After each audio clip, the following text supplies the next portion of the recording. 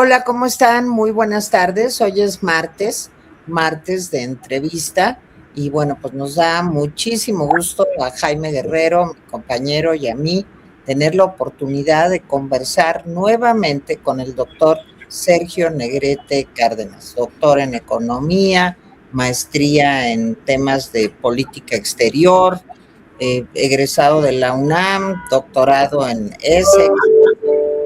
Puedo decir, pues un gusto tenerlo aquí, colaborador del periódico El Financiero, y bueno, pues para hablar de un tema que nos preocupa o nos debería de preocupar muchísimo a todos los mexicanos. ¿Qué está pasando con la situación económica en México? Así que mil gracias al doctor Negrete Cárdenas, gracias Sergio. Le doy la palabra a Jaime Guerrero. Adelante, Jaime. Bueno, pues también yo te doy la bienvenida, Sergio, me da mucho gusto. Tere, pues sintetizó tu currículum, porque si no nos llevaríamos medio programa, pero está bien. Sergio fue colaborador del Financiero, creo que ya no escribes ahí porque ya no te he visto últimamente, pero algunas de sus columnas fueron de las más interesantes. Y cómo olvidarnos aquel libro que fue lo que motivó nuestro contacto inicial, que me parece uno de los libros pues importantes en la historia de los libros sobre economía, de AMLO a Sheinbaum. A ver, y yo empiezo por ahí, porque en el libro, Sergio, tú dices, así fue el sexenio de López Obrador, y prefiguras lo que pasaría. Yo te quiero preguntar, entre lo que tú prefigurabas en tu libro y lo que está pasando, ¿cuáles diferencias encuentras y para mejor o para peor, Sergio? Empecemos con eso porque es nuestro antecedente inmediato. Lo es, no, te agradezco mucho que menciones el libro. Ya salió en 2024, ya tiene su ratito, pero no, mil gracias. Y sí, por eso fue que la verdad de las cosas, los busqué y me abrieron sus puertas, deja decirlo, con todas sus letras. Entonces, agradecidísimo de que empezamos estos intercambios y fue por ese libro. La verdad, yo supuse, yo creo que las cosas han ido tan mal como me lo imaginaba. No con precisión, por supuesto, en el sentido de que no pronostiqué crecimiento económico ni inflación, pero se veía que la situación de Pemex, por ejemplo, era absolutamente pavorosa, así. En el sentido económico, por decir un ejemplo. Pero en el sentido político, que es lo más importante, la gran pregunta era cómo va a ser Sheinbaum. Y en el libro yo planteo, digo, bueno, va a ser como un Pascual Ortiz Rubio, totalmente obediente, ¿no? ante el líder máximo, en este caso López Obrador, o se va a revelar como lo hizo Lázaro Cárdenas ante Plutarco Elías Calles. Y sí me fui por el lado de que pues, lo más probable es que fuera con Pascual Ortiz Rubio. Lo que no me esperé, aunque esto no lo exteriorizo tanto en el libro, era un rol, digamos, un papel tan discreto de López Obrador. Es el poder detrás del trono, eso es evidente, eso no está en cuestionamiento. Pero de todas maneras, no me imaginé que el expresidente tratara de adoptar un perfil tan bajo en términos relativos. Y sí, lo que sí me imaginé y bastante bien es que la subordinación iba a continuar. Yo partí de un supuesto. Sheinbaum estuvo 25 años bajo sus órdenes, totalmente subordinada, totalmente abyecta y mostrando una lealtad a toda prueba, que fue finalmente lo que le ganó la candidatura. Nunca tuvo momentos de rebeldía tipo Marcelo Ebrard, que los tuvo él frente a López Obrador. No, fue una gente siempre obediente, siempre siguiendo pues a la sombra del caudillo, como escribí, y en ese sentido pues la tenía entre comillas, vamos a decirlo así, fácil, era seguir siendo lo que siempre había sido, una subordinada. Entonces en ese sentido pues no me equivoqué, pues realmente tenía yo la esperanza, por supuesto, ¿no? De que se pudiera revelar, de que pudiera ser un López Portillo que mandó a Echeverría a las Islas Fiji de embajador, como quizás recordemos, como hemos tenido siempre, ¿no? Esos gestos del presidente entrante o nuevo, pues de mayor o menor manera deshaciéndose del lastre que representaba el antecesor, sí hubo excepciones. Salinas fue muy respetuoso con De la Madrid. Por otra parte, De la Madrid no trató de meterse nada en el sexenio de Salinas. Por ejemplo, López Mateos murió muy poco después de que asumiera Díaz Ordaz. Entonces digo, sí hay excepciones, pero la cosa es que, por desgracia, el país ha ido realmente mal y la continuación de la estrategia económica de López Obrador es desastrosa. Y pues eso se está evidenciando en el bajo crecimiento, sobre todo en el bajo crecimiento. Es realmente el gran problema de México y seguirá siendo el gran problema de México y no se va a corregir, no va a cambiar. Y así es como está. Y realmente pues es un país a la deriva, es un país en degradación política también, económica sin duda. Y pues así estamos. Ahora sí que y esta frase la he dicho muchas veces, y la decía mucho en el sexenio de López Obrador. Me encantaría estar equivocado, pero pues no era fácil no era difícil de pronosticar, dicho sea de paso. No me estoy dando aires de gran profeta, porque no, era muy sencillo. Era ver cómo se había comportado Claudia Sheinbaum y extrapolar lo que podíamos esperar. Oye, Sergio, ha pasado de coincidir plenamente contigo, nada más que fíjate que Jaime y yo fuimos menos optimistas y coincidimos, Jaime y yo, después de ver tu texto y, en fin, en algún momento tener alguna esperanza de que las cosas fueran como tú acabas de describir. Pero la realidad nos fue derrotando. Y justamente hace unos días, el domingo pasado, como tú seguramente bien recuerdas, pues la presidenta Sheinbaum, en este supuesto informe de 2 años de haber ganado, pero bueno, la presidenta declaró pues que la economía mexicana permanece estable y está avanzando. Yo te pregunto, Sergio, de acuerdo al déficit, a la deuda, a la situación de Pemex, a la situación de la Comisión Federal de Electricidad, a los pronósticos en cuanto a crecimiento del Banco de México, en fin, ¿cuál es el panorama general que ves en cuanto a la economía nacional? De acuerdo a lo que dice la señora Sheinbaum, lo que dijo el domingo pasado, ¿cómo lo ves? Es que tiene elementos. Deja ser lo más objetivo que pueda. Me voy a tratar de imaginar que estoy en una de mis clases y ante mis alumnos, y deberás tratar de ser objetivo. Déjame presentarte primero entonces los elementos que tiene quien quiera, en este caso Sheinbaum, para decir que las cosas incluso están bien, o no están tan mal, o como sea. Y luego nos vamos al otro, que es verdaderamente grave. Entonces te doy 2 elementos. Uno es la inflación.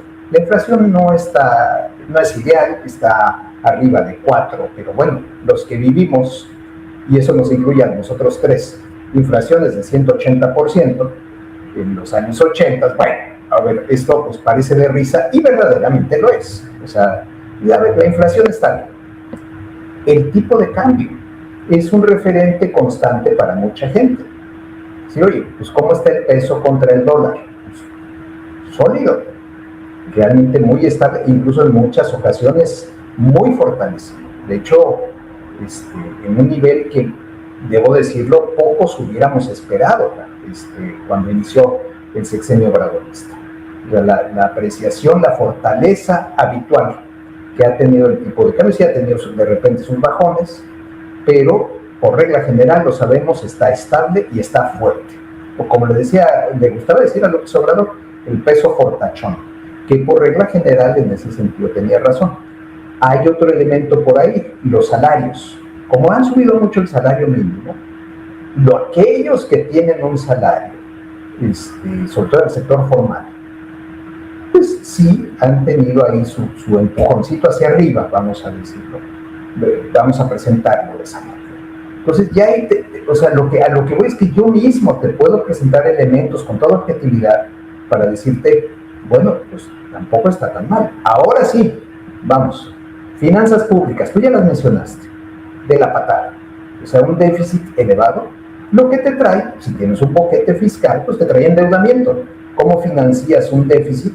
Con deuda. No hay vuelta de hoja. Digo, hay otra vuelta, que es imprimir dinero, pero eso es muy inflacionario y lo tiene ya prohibido por ley el Banco de México desde los años 90. Entonces no puede ocurrir. Entonces el déficit es muy significativo. La situación de Pemex no es mala, es espantosa. Es verdaderamente pavorosa. Es un agujero negro, es una coladera de dinero. Pero aparte de todo, el gobierno le da por hacer sus elefantes blancos, también a Sheinbaum. O sea, es vergonzoso Dos Bocas. El Tren Maya fue un proyecto pavoroso, lo del aeropuerto. Pero ahora la presidenta también trae sus trenecitos, como que le gustó la idea. Que a la frontera, que a Querétaro, que sea San Luis Potosí, que sea Guadalajara, o sea, ahí va con sus trenes. Van a ser trenes lentos, van a ser trenes que no van a usar tanta gente. Y van a ser también problemas de presupuesto, o sea, pérdidas de dinero monumentales. Tanto como el Tren Maya, no. Pero bueno, es que ese ejemplo es extremo.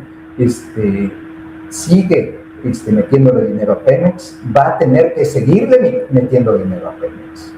Por eso ya se degradó en la calificación de la deuda soberana de México por parte de Moody's hace pocos días.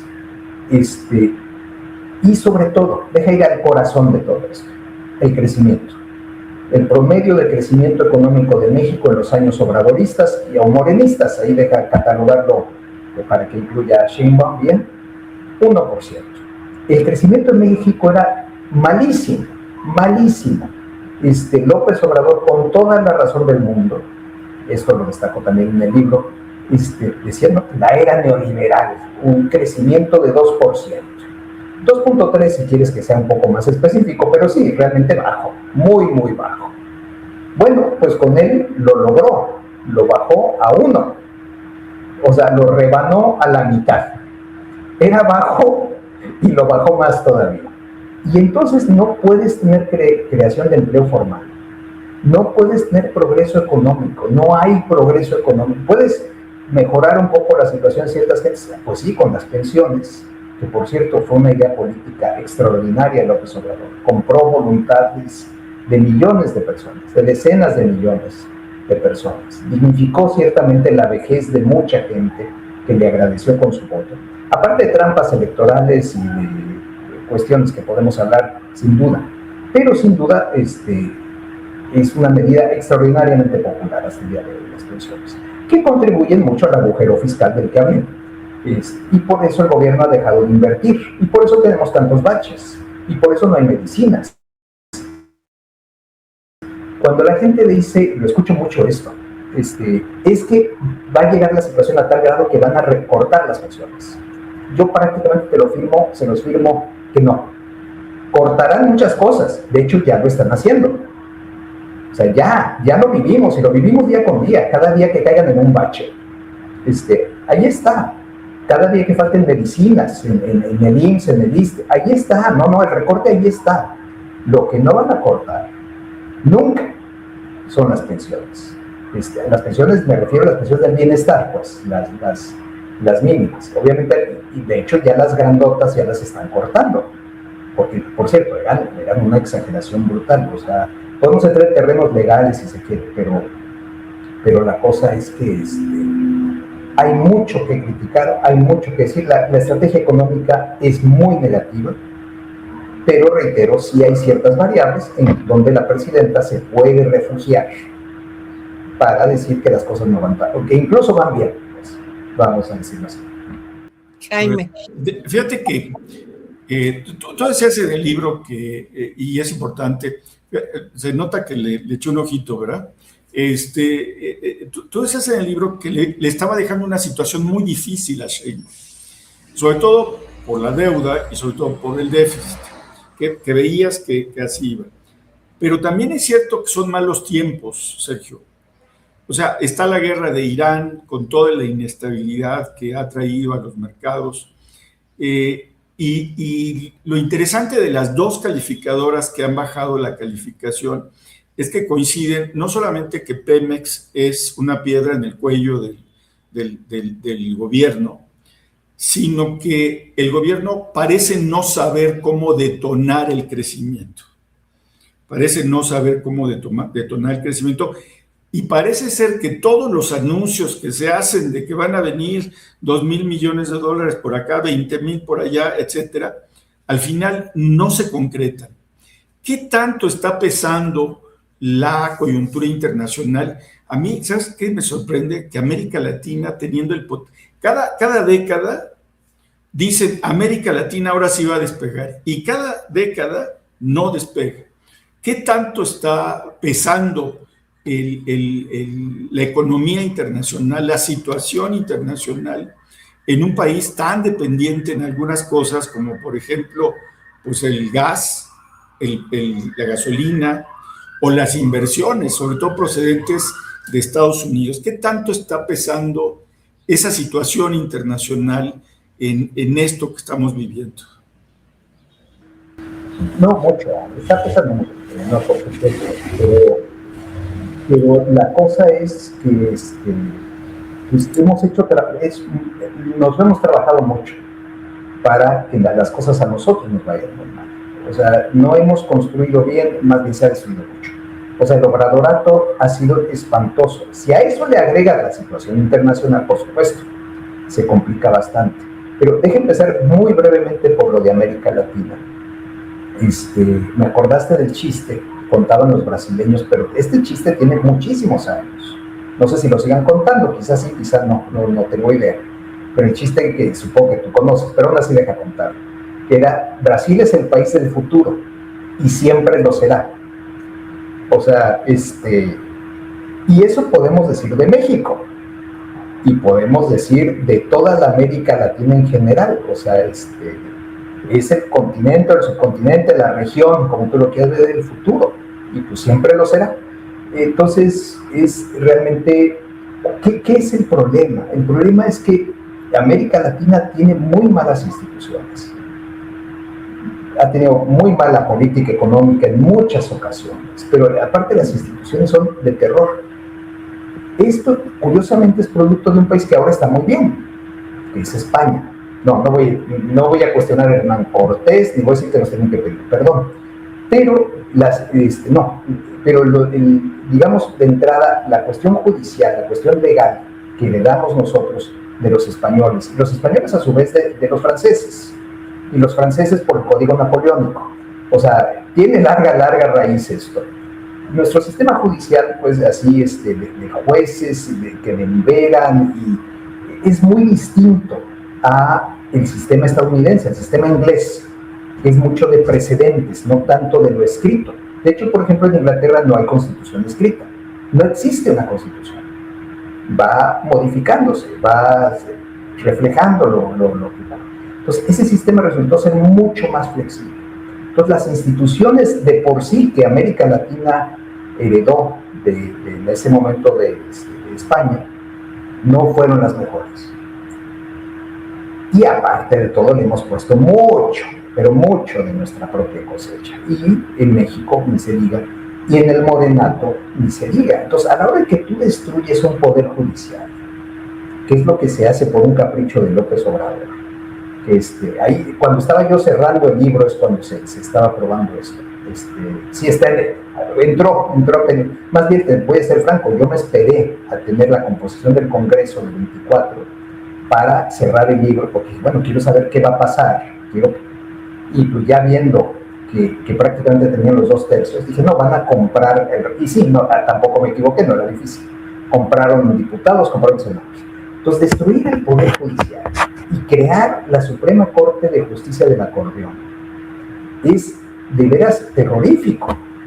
No lo van a arreglar, no hay manera. Que ahora que movieron la elección del 27 al 28 y que van a ser un poquito más estrictos con los antecedentes de los futuros jueces, o sea, es una broma. Esto es una burla. O sea, ahí está la Suprema Corte. La Suprema Corte no va a cambiar, creo que va a quedar sin cambios. Aquí sí, denme chance de que no estoy tan seguro del dato, hasta el año 2033.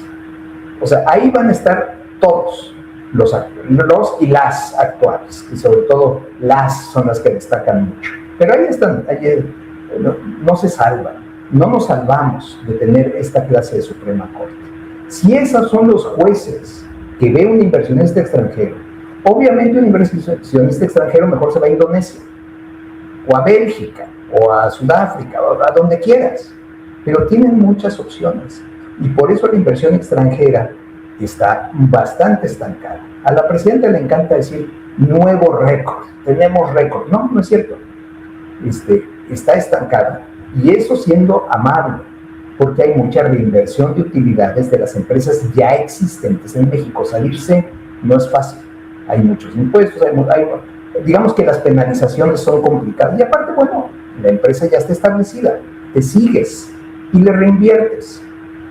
Esa es básicamente la inversión extranjera directa en México. Las nuevas inversiones son bajísimas, estamos en niveles muy, muy bajos. Entonces, y no hay manera. Entonces, si no te invierte el extranjero, no te invierte el nacional, porque igual le abre un changarro, y estoy hablando del chiquito y del grande, abres un changarro, te empieza a ir bien, y te llega alguien y te dice, soy del cártel no sé qué, y si no me pagas tanto a la semana, te incendiamos el negocio, te matamos a la familia, te matamos a los empleados. Si rafaguean con ametralladoras a sitios de taxis, obviamente es real, o sea, no hay negocio grande o pequeño que potencialmente no pueda enfrentar este problema. Pues, ¿qué haces? Entonces, bueno, cierras, bajas la cortina y te vas a otra parte, o no abres, o sea, la situación es terrorífica, y si no hay inversión, no hay crecimiento. A mí me llamó la atención un seminario que convocó Sheinbaum con economistas hace unas semanas. Pero si quieren, ya me extendí mucho. Si quieren pasamos a otra pregunta, porque me da pena, estoy monopolizándoles el micrófono que da gusto. Adelante, Sergio. Estamos muy interesados en todo lo que nos dices, ¿eh? No, yo encantado, pero por favor, corten en todo caso. No, es que a mí me llamó mucho la atención, fue hace quizá un par de meses, que convocó a varios economistas de varias universidades, hombres, mujeres, diversos, inclusive, pero había economistas de muy buena talla. Sí convocó gente, digamos, que estoy cierto que no tiene ninguna simpatía por el proyecto económico del Morenato. No se atrevieron a decirle tanto, al menos de lo que se sabe que dijeron, no hubo gente tan directa, pero sí lo suficiente para decirle, se necesita certidumbre. Nadie le dijo, pues, oiga, la Suprema Corte de Justicia del Acordeón, quítela, como la puso, quítela. Obviamente no lo va a hacer, pero esa es la clase de cosas que se necesitan. No se arregla con un parche.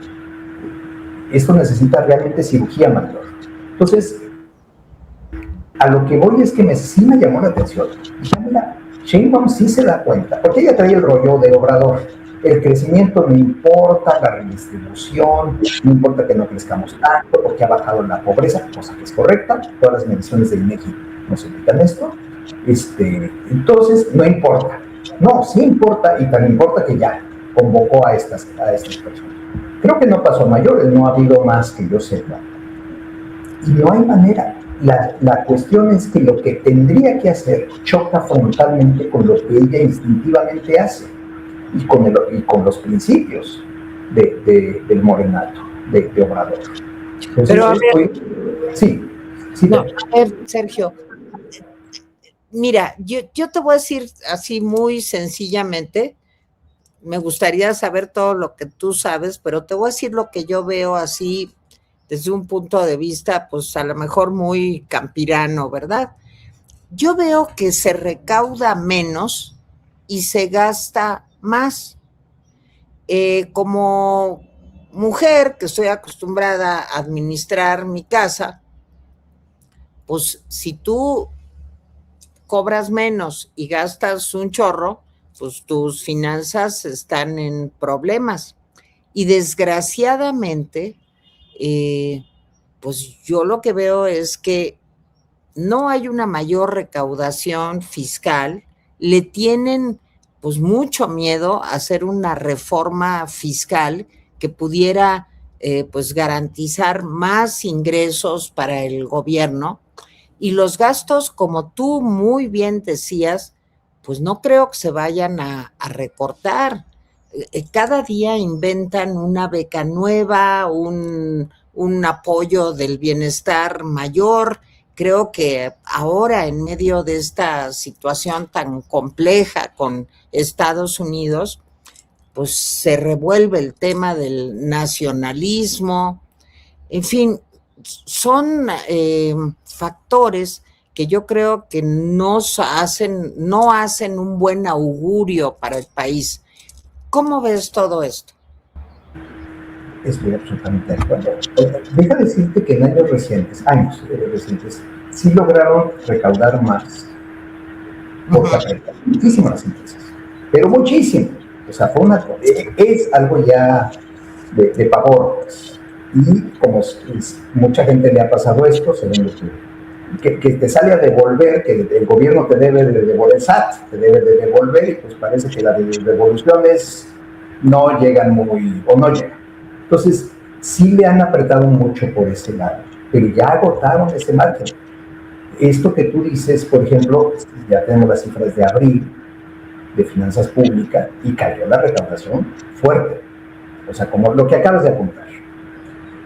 Y sigue el gasto a todo lo que da. Entonces, y sigue el agujero negro de Pemex. O sea, tienes que seguir rescatando a Pemex. Es algo terrorífico. Entonces, no hay vuelta. O sea, tú dijeras, bueno, ¿qué hay que hacer? De entrada hay que acotar muchísimo a Pemex y por favor, deja de refinar, porque refinar cuesta mucho dinero. No, hicieron un truco contable en que el petróleo que le vende Pemex a sus refinerías se lo pusieron muy barato. Entonces ya gana dinero Pemex Refinación, o sea, la actividad de refinación oficialmente ya gana, que es una burla absoluta. Entonces, no hay forma, como tú dices, como ama de casa, como cualquier administrador sensato haría. Decir, bueno, vamos a tratar más o menos de empatar el gasto con el ingreso. No, les encanta gastar. Claudia Sheinbaum fue la escuela que aprendió y no se sabe otra.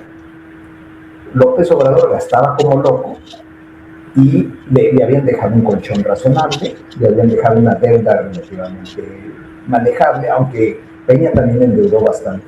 El endeudamiento muy siglo XXI de México empezó realmente con Felipe Calderón.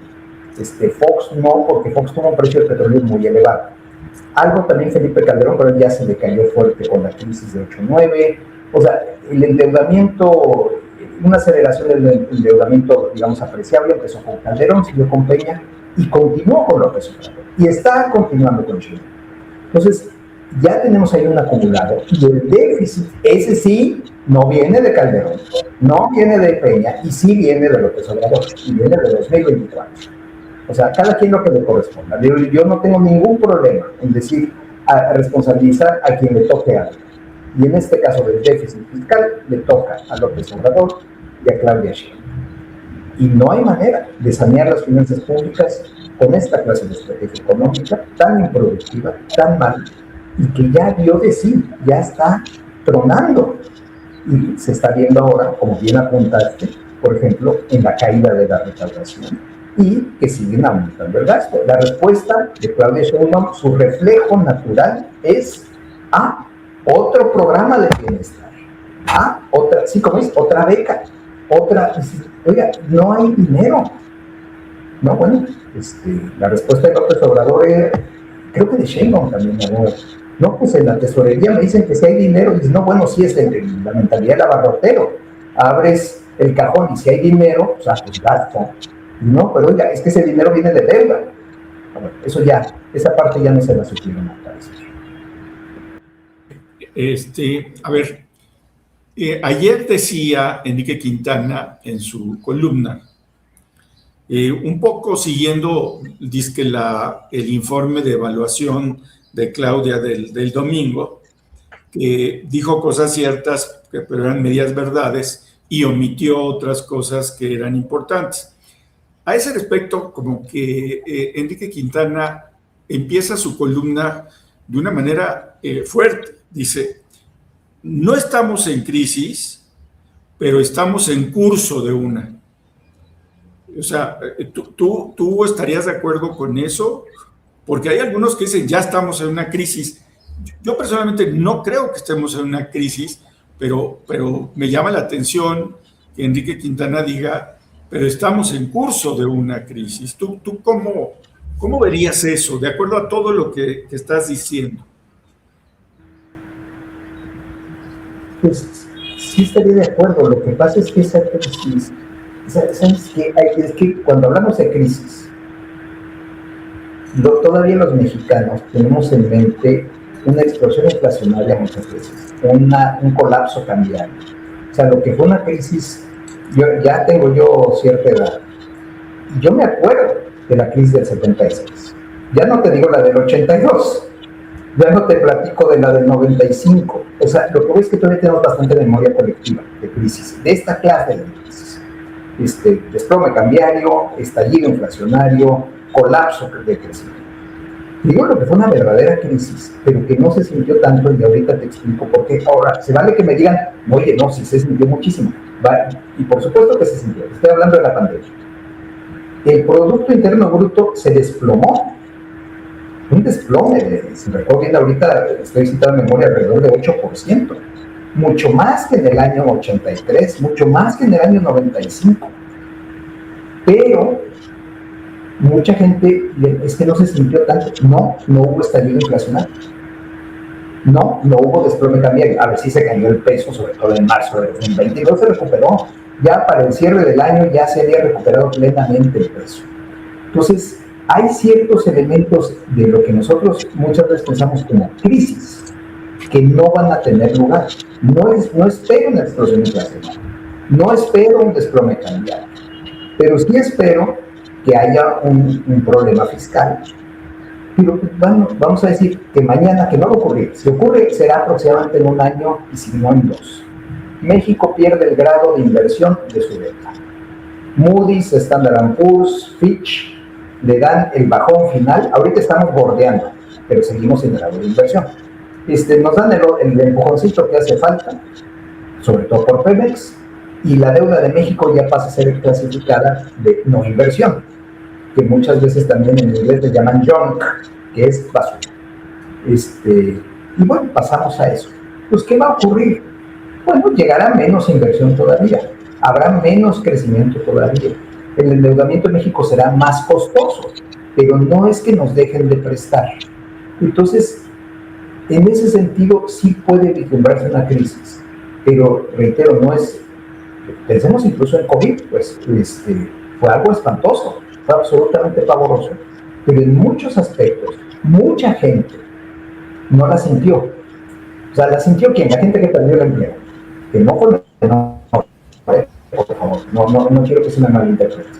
Pero si la gente mantuvo el empleo y razonablemente su ingreso, pues, y no tuvo un gasto de emergencia de salud, que eso también tuvieron muchos mexicanos, pues entonces la crisis no la sintió.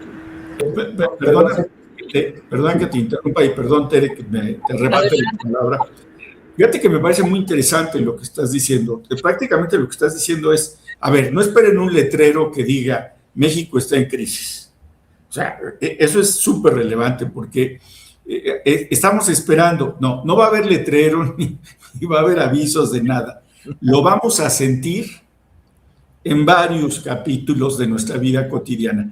Eso es lo que estás diciendo, Sergio. Se me hace un aporte interesante porque, en efecto, que si hay crisis, no lo vamos a ver reflejado en un letrero que diga México está en crisis. Adelante, Sergio, perdón.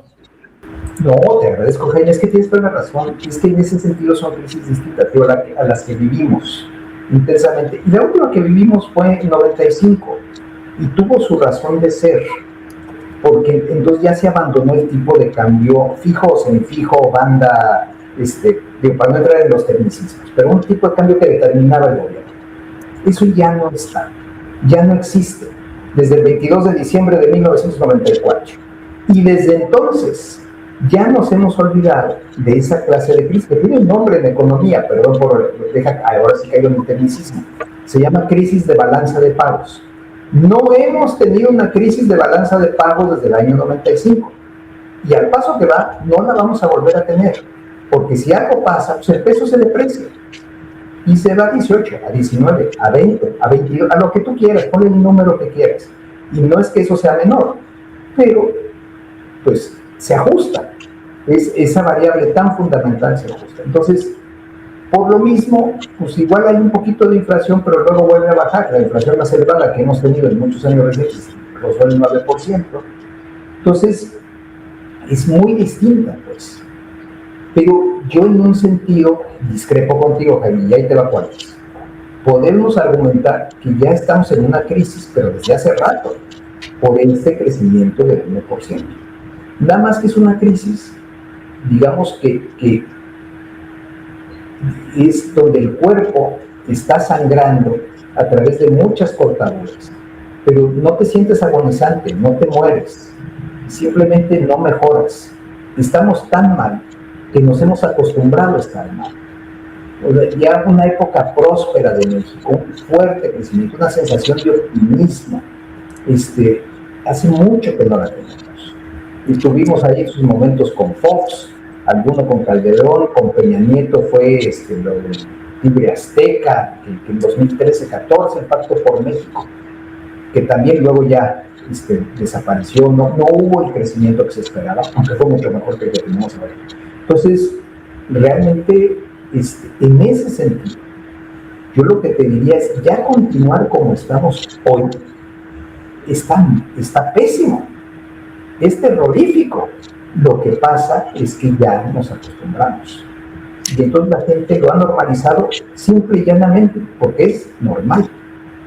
Fíjate, Sergio, que ayer cuando la presidenta decía que somos un país que tiene las menores tasas de desempleo de 2.5% y que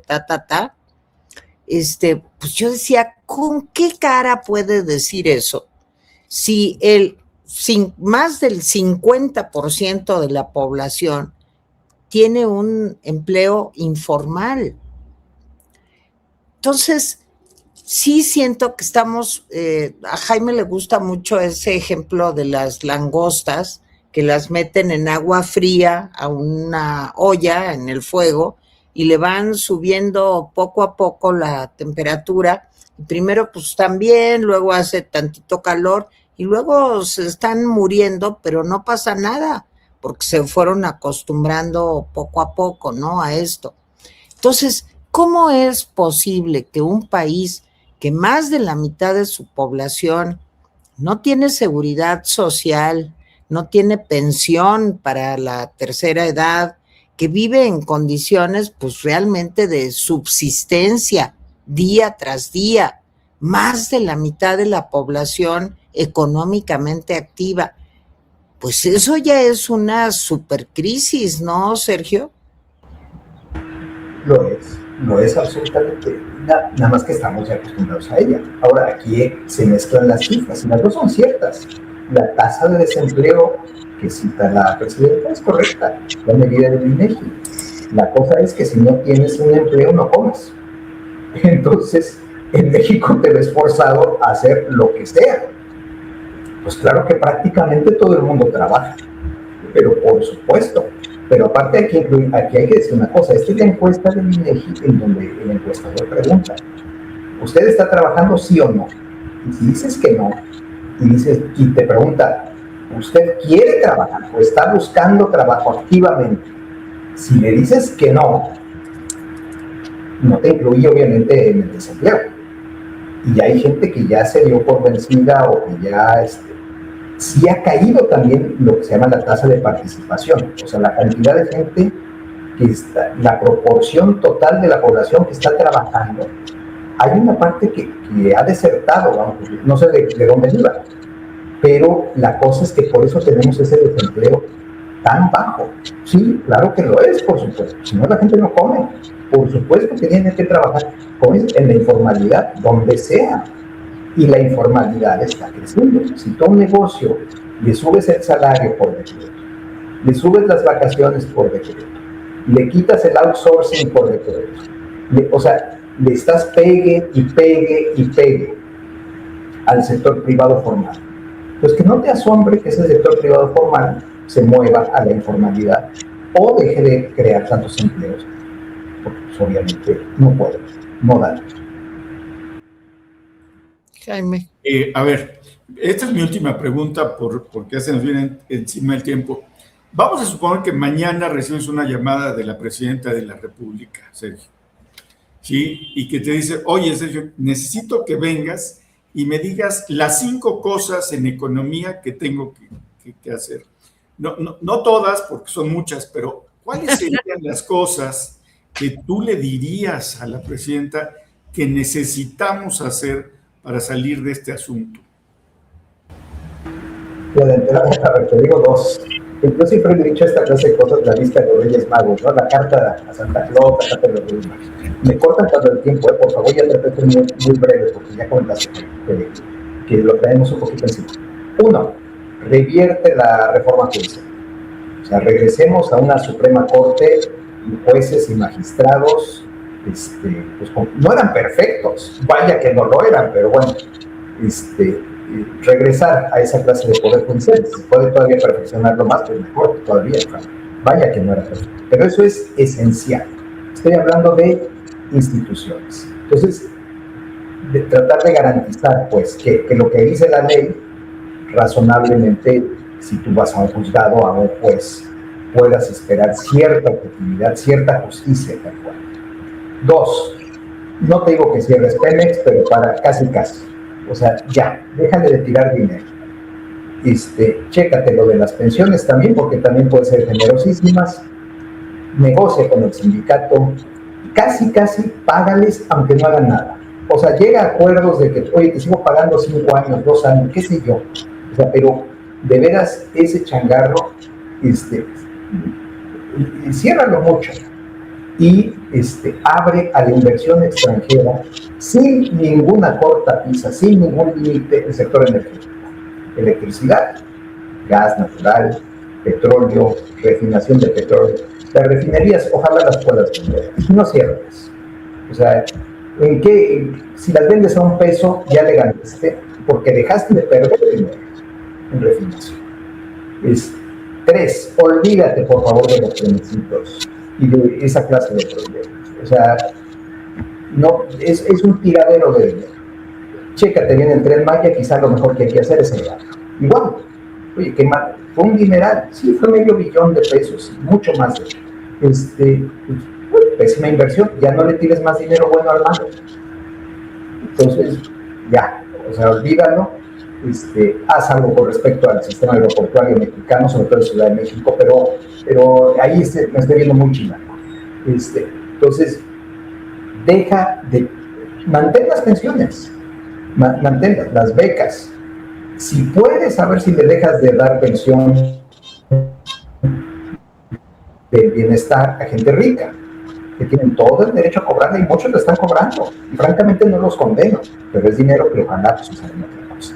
Entonces digo, no, ahí tienes un poquito la lista, Jaime, no sé si así que conste que te boté pronto, pero Oye, mi ultimísima pregunta, Sergio.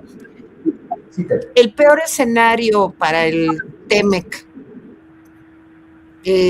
ya lo estamos viviendo.